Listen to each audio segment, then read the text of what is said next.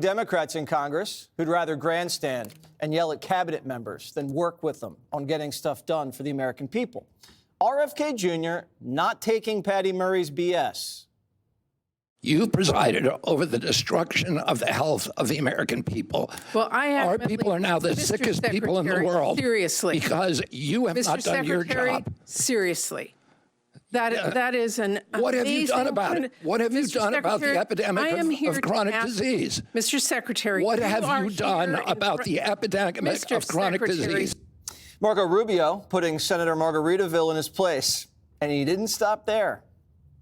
I have to tell you directly and personally that I regret voting for you for Secretary of State. Your regret for voting for me confirms I'm doing a good job. We deported gang members, including the one you had a margarita with. And that guy is a human trafficker, and that guy is a gangbanger, and the evidence is going to be clear. In the days to come, you're going to see who you went to defend. I'm sorry, please, Mr. Chairman. Secretary Rubio has the floor. Mr. Chairman, he can't make unsubstantiated comments like that. No one's entitled to a student visa. So we you deny revoked her visas every student day, visa and we will revoke and based continue on to an revoke op-ed, visas. which trumps the Supreme law of the land, which is the Constitution. Someone's coming up here to stir up problems on our campus. We're going to revoke their visa. She didn't They're do any of that. guests. You revoked her student visa because proudly. she wrote an op-ed. And Would we'll you do more. revoke? We're going to do more. All right, Greg, you've been covering this for decades. Yes, probably. I have. Usually when the cabinet members come in, they get slapped around. Now they're just slapping everybody else around. You know, it's funny. What changed Marco Rubio? It's what makes a great cabinet member is a great boss. I mean, you should see my staff.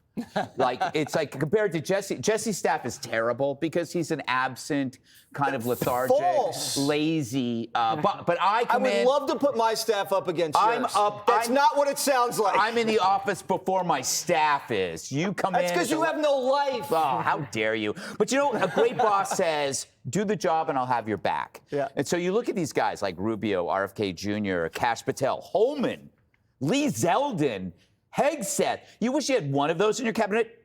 You got a murderer's row because they're working for somebody who's clear, cogent, and above all, a fighter who will hold your jacket when you're fighting as well and will jump in. This is why Biden's guys were envious. They're like going, why can't I have somebody like that? Why couldn't I work for somebody like that? It's kind of like, who would you rather work for? The Oakland Raiders of the 1970s or the Washington Generals of any decade? You know, one team says, just win, baby, and the other one says, like, just show up.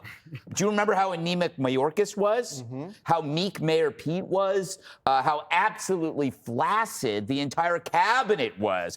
They reflected the energy and the aimlessness of the guy up top. They were just showing up. It was a flaccid cabinet. Yes, Shannon. a flaccid cabinet. No comment. Yeah. Eric Holder used to do that. He used to come in and he used to bitch slap people around, and people would love it on the left. Now there's like 8 Eric Holders working for Trump, and people are getting what's coming. Well, and I think with this cabinet specifically this time around, he obviously wants fighters. He likes to take it to people, but he wants people who are good on TV. Right. They know how a soundbite is going to land, and he knows with these guys that he's picked and women that they're very comfortable in that role. Rubio has been on the other side of this. He's been the one asking questions. So he goes into this with a totally different comfort level, I think.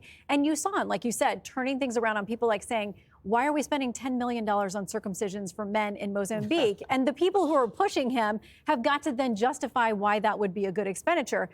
Listen, the man has 5 jobs now. I think Brian Kilmeade's the only person who has more jobs than Secretary Rubio. So But he's good at it. I think, as is Brian, Secretary Kilmeade, if you're nasty. So I think that President Trump knew exactly what kind of men and women he was picking for this cabinet. You remember how these things work. No one watches C-SPAN. No one has time to watch 3 hours of a hearing. You want to get these spicy exchanges. You want to push them out on social media and raise money from it. It doesn't seem like the Democrats are doing a very good job with that. So I wish they wouldn't do that. I come from, and I'm only 55, but I come from a time when these hearings, there might have been a spicy exchange once or twice, but there was something undergirding it. I had a chance to host my best friend, my best guy friend's birthday this week. His name's Harold Ford III. I call him Hef. He turned 10 years old. He had 40 of his best friends there. And I have to tell you, the conversation at that birthday party where they were shooting each other with paintballs was more informative and stimulating than some of this craziness you see going back and forth between these people here. What I don't understand with Democrats, why not ask Secretary Kennedy, why relitigate the stuff that you did during his confirmation here? Why not ask him, how do cuts in NIH and cancer research reconcile with your idea to make America healthy again? What are you doing in rural and urban communities to help families be able to afford healthy foods? How is it that you say to schools across the country in the South and the Southwest, not Ivy League schools, but schools that are doing really, really critical research, that you're going to cut their funding if you want to make us healthy again?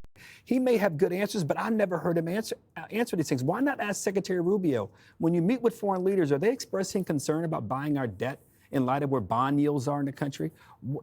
President Trump said he would resolve the wars in the Middle East and Ukraine and Russia on day one. I get it, he hasn't, but where's our progress there? And do you really believe that we should accept a plane from Qatar for the President of the United States to fly around on? I would love to hear Mr. Rubio answer those questions as opposed to these silly, again, my 10-year-old son and his friends had more stimulating and informative conversation. Why wasn't I than these guys invited? here. You were. I thought you were there. You were. I thought you were there. Usually you hire me as the clown. What about you? What do you think of this? Well, I'm thinking that Secretary Rubio obviously caused a lot of debate among lawmakers yesterday on student visas. So you would think that would put the fear of God in students. However, today, there was a graduation at Columbia University where a group of students, according to published reports, let's say they burnt their diplomas, they chanted out the acting president of Columbia so that the other students there could not enjoy their graduation. And this has been going on for a year. Last year's commencement at Columbia was canceled. If you burn your diploma, you can just get another one at the registrar's office, right? I've never burnt mine, so I don't know what those are. I'm just wondering. Yeah, because it's just a symbolic Don't worry, act. Jesse. You don't have to. DeVry, it's online. Just print out a new one. Click here to subscribe to the Fox News YouTube page to catch our hottest interviews and most compelling analysis. You won't get it anywhere else.